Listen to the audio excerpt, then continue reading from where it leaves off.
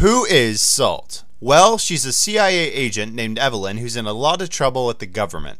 But who is Salt really?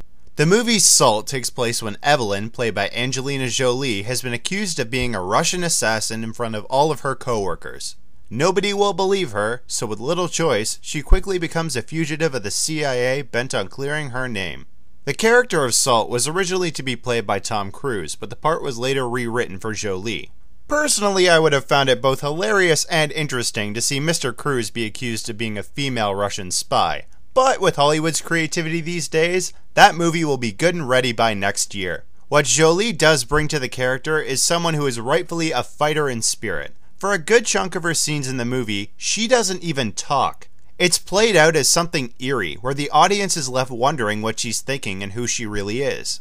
Salt is a woman full of secrets, so the movie is very much a character study. Jolie's action style was well choreographed, showing Salt to be a brutal marksman and hand-to-hand fighter when she needs to be. The only problem with the stunts is that much of it doesn't feel very inventive compared to today's action standards. For an example, let's take a scene where Salt is on the run and she hops onto the roof of a truck.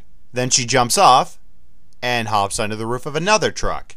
Then she jumps off and stuns the audience by hopping onto the roof of a third truck. I wonder what her encore is gonna be. For what we get, the conspiracy in the movie is interesting when it's carried out, but you wish that they would have gone deeper into it. They could have widened the scale of how far this thing runs, but they decided to leave most of it ambiguous. The good and bad thing about Salt is that it's very easy to follow. That's the good part if you didn't notice. The bad part is that it's almost too simple. This is a CIA agent on the run, and yet she rarely does anything to have the audience think, "Wow, that was brilliant," or "Man, she's the next Bond or Bourne." This movie had a lot of potential, but unfortunately it only really reached the halfway point. There's nothing bad about Salt, but it doesn't really go any further than good. It gets straight to the point, which is important, but you kinda wish it would flesh out more. For that reason, I give it an appropriate 5 out of 10. I was tempted to give it a 6 out of 10, but then they had to include all the close-ups of those spiders. Oh, come on, people, it's a joke! Hi there, YouTube, it's me again, your Raging Canadian, and I've been meaning to do this for a while. As some of you know, I put this channel up because I wanted to have one specifically for movie-related videos as well as a change of name. Well, one of those things is about to happen again. What I have for you are 2 announcements, though it's technically 1. The first is that over the last little while, a couple of friends of mine have been doing articles about the media, such as techno news, video games, and film.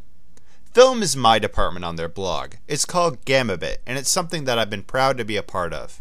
If you've checked out some of my reviews and articles on the site, or are about to check them out for the first time, you'll notice that I go under a different moniker when it comes to reviewing and writing.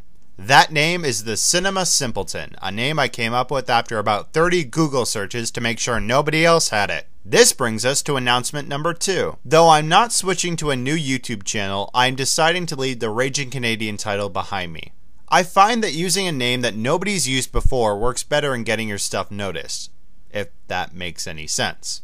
People have occasionally called me an idiot in some of my reviews, and in some cases rightfully so. So I figured, if I'm an idiot, why not have some fun with it? So welcome fans and foes, viewers and haters, I'm your Cinema Simpleton, cause sometimes even the stupid know when the movie sucks.